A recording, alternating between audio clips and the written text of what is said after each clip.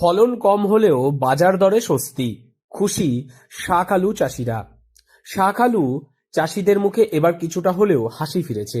এবছর প্রকৃতির খামখেয়ালিতে ফলন প্রত্যাশার তুলনায় কম হলেও বাজারে ভালো দাম পাওয়ায় ক্ষতির বড় অংশ পুষিয়ে নিতে পারছেন চাষিরা।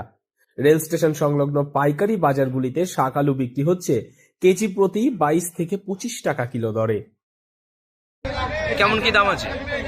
20, 22, 24 এরকম দাম আছে। এতে কি আপনাদের লাভ হচ্ছে? লাভ যা হোক ফলনটা এবার কম। আচ্ছা আচ্ছা। ওটা দাম আছে ঠিক আছে, কিন্তু মালে পড়তে ফলন নেই। কোথা থেকে এই মাল আসছে? আমাদের ডাঙ্গাপাড়া। আচ্ছা, কি নাম? মোহাম্মদ আলী শেখ।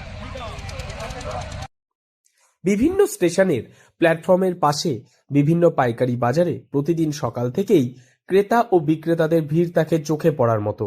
এই জায়গাগুলি থেকেই ট্রেন ও পণ্যবাহী গাড়িতে করে কলকাতা, মেদিনীপুর সহ রাজ্যের বিভিন্ন জেলায় পাঠানো হয় শাক আলু। ফলে বাজারে চাহিদা থাকায় দামে স্থিতিশীলতা বজায় রয়েছে। কত বস্তা? দুখানা নিয়ে কেমন দাম আছে? দাম হলো আজ 21 টাকা। ভালো দাম? ভালো দাম মোটামুটি বাজার আর কি, আচ্ছা। মধ্যম সাইজ।